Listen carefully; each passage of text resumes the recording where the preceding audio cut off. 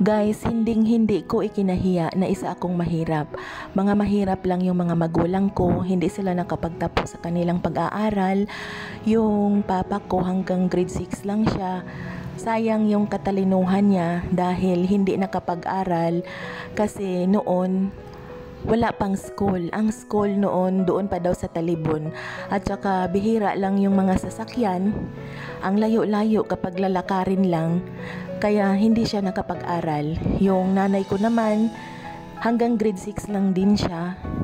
Kasi gustong-gusto sana niya mag-aral, kaso hindi siya pinapaaral ng mga magulang niya. Dahil ang pinapriority nila, yung kanilang panganay na anak, yun ang nakapagtapos. Pero yung nanay ko, hindi siya nakapagtapos. Isang tumbo yung nanay ko. Ang kinagisnan niya, laging nag-aalaga ng kalabaw, nagbakiro, o mangsibak ng kahoy, hindi na malayan, gustong-gustong makahaon sa hirap, gustong pumunta ng Maynila, kompleto na yung mga papers, pero hindi siya natuloy dahil pinigilan siya sa asawa ng ate niya. Kaya ang nangyari, nag-asawa na lang din siya. Nakita siya ng papa ko.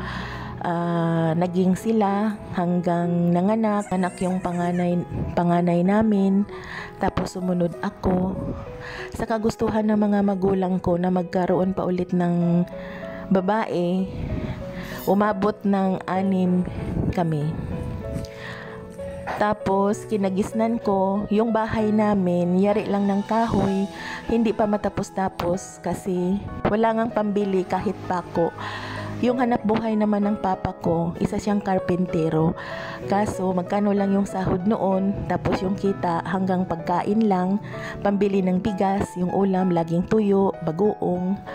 Kaya hindi natapos yung bahay namin. Nung nag-aral na ako, nung nakapagtapos ako ng primary, lumipat kami ng tinitirhan dahil wala kaming kapitbahay sa unang tinirhan namin. Kaya lumipat kami doon sa lupa ng mga magulang ng papa ko. At doon ako nag-aral ng grade 5 hanggang grade 6 hanggang high school. Tapos yung bahay namin, yari din ng kahoy. Hindi rin siya natapos-tapos dahil sa kagipitan, walang pera. Magkaroon man ng pera, kasya lang pambili ng bigas. Priority talaga namin noon, bigas. Pero sa awa ng Panginoon, kahit mahirap lang kami, hindi naman nangyari sa amin na one day one eat lang. Nakakain naman din kami 3 beses sa isang araw. Pero yung bahay talaga namin, hindi talaga siya natapos-tapos. Ngayon, kasing mga tao na nangingialam sa buhay ng iba. Mayroong tao na hindi ko makakalimutan na pumunta doon sa bahay namin. Tapos nagsalita sa harapan ko na yung tatay ko daw, isang karpintero, pero yung bahay daw, nagkagidlay. Sa Bisaya pa nagkagidlay. Ano bang Tagalog doon ang nagkagidlay? Kaya doon, nung narinig ko yung salita na yon, dinilagay ko talaga sa utak ko. Ang sabi ko sa sarili ko na kapag makapagtapos ako sa aking pag-aaral kahit high school lang, pag makabaho ako, talagang priority ko, nababaguhin yung bahay namin. Hanggang hindi ko namalayan, nakapagtapos nga ako ng high school. High school lang kasi wala nga ding pera at saka nung time na yon, El Nino, talagang lalong mahirap dahil pati mga kamuting kahoy, wala dahil lahat nangamatay sa sobrang init. Kaya yung mama ko naman, yun naman ang kinausap ng mga kaibigan ko na pumunta ako ng Maynila. Ako, ayaw ko na talagang pumunta ng Maynila kasi nung bata pa lang ako, 11 years old pa lang ako, nasubukan ko ng pumunta ng Maynila. Dahil nga nakikita ko yung mama ko na hindi siya marunong maglaba, maglinis, gusto ko matuto. Dahil nga tumbo yung mama ko, kaya ginusto kong huminto sa pag-aaral at pumunta ako ng Maynila 1 taon. At doon ko na-realize na Grabe pala kapag malayo ka sa mga magulang mo. Pero mali din ako dahil ang tinitingnan ko yung mga kapatid ko. Pero kung sarili ko lang ang tinitingnan ko, siguro nakapagtapos ako ng aking pag-aaral dahil gusto ng amo ko na paaralin nila ako at kung anong course daw gusto ko, susuportahan daw nila ako. Kaso nung umuwi ako doon sa amin, nakita ko yung mga kapatid ko na walang nag-aalaga sa kanila. Walang naglilinis sa bahay namin, walang naglalaba. Kawawa yung papa ko kasi siya pa ang naghanap buhay, siya pa maglalaba, siya pa maglilinis kasi ang mama ko pagkagising niya, naghanap buhay na rin siya. Kaya hindi ko na naisipan na bumalik pa ng Maynila. Doon na lang ako sa amin, nag-aral ulit. Kaya yun nga yung time na yun na mayroong tao na mga pakialamero. Kaya yun yung hindi ko nakakalimutan. At nung nakapagtapos ako ng high school na nakapunta nga ako ulit ng Maynila na hindi ko kagustuhan. Nakapasok naman din ako ng magandang trabaho dahil isa akong kahira. Ang unang sweldo ko, ang ginagawa ko, pinapadala ko sa mga magulang. Nag-iwan lang ako ng maliit na halaga, pero yung pera na yon na pinapadala ko, talagang nakanot na yon ang bibilhin nila. Pinapabili ko sila unti-unti ng hollow block, semento, hanggang nabuo ko yung bahay namin. Naging bato na siya. Hindi na siya nagkagidlay. Kaso, hindi ko nga lang siya napatapos dahil asawa rin, kaya hindi siya natapos. Pero kahit nag-asawa na ako, hindi naman din hadlang na hindi ko itutuloy ang mga pangarap ko. Napatapos ko rin yung bahay ng mga magulang ko. Ito na rin siya. Pag nangangarap ka, kailangan mo lang sipagan at samahan mo ng dasal.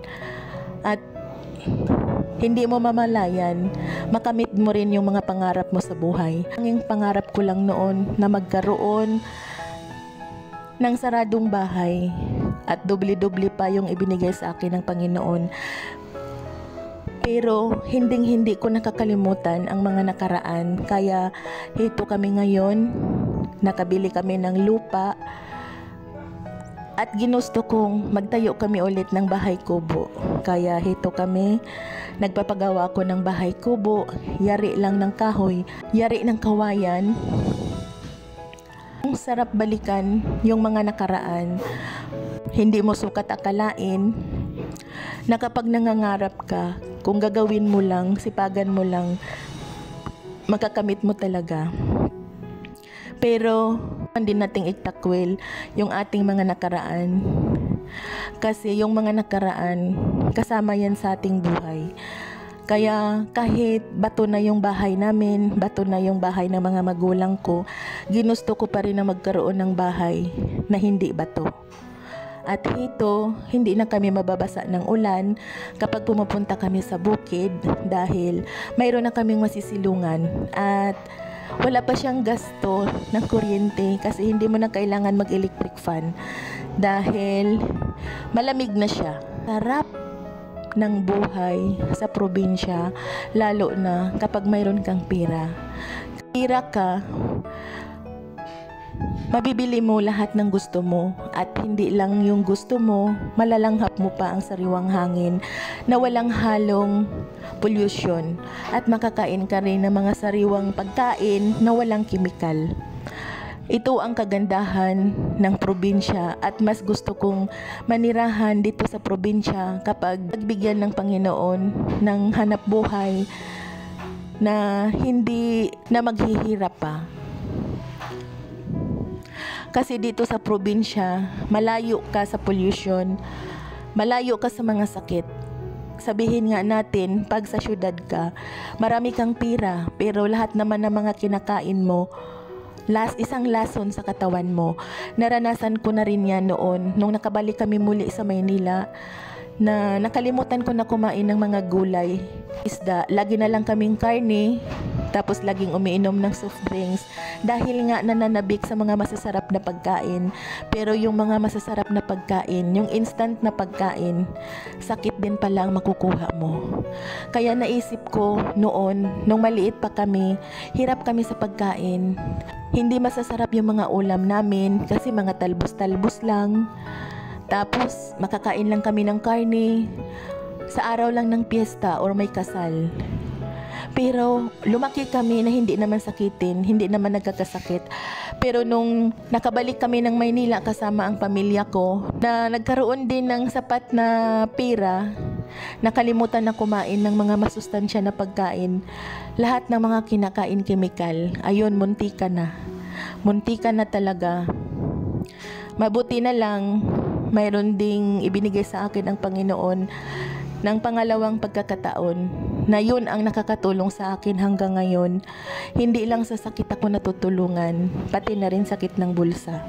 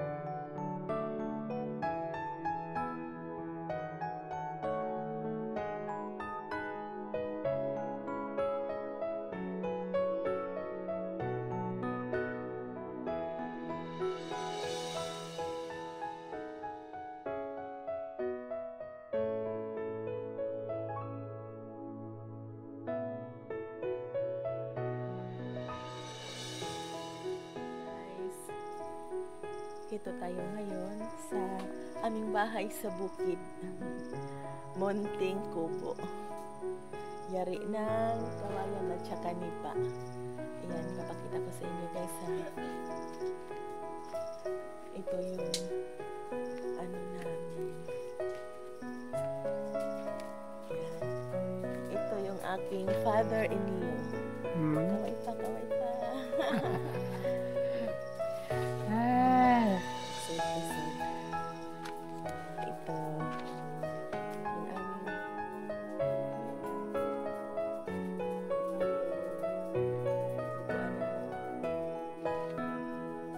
So, pag umulan, hindi na kami mababasa ng ulan. Ayan. Nakahiga-higa na kami dyan.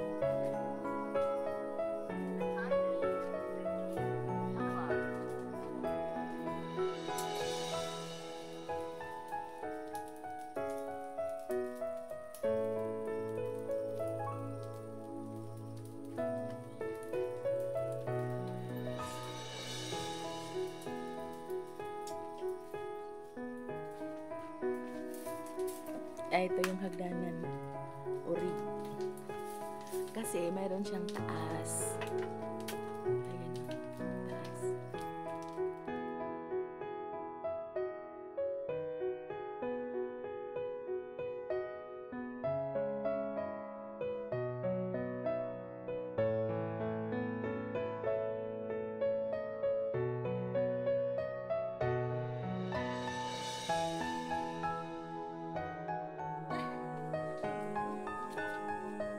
Ayan o. Taas.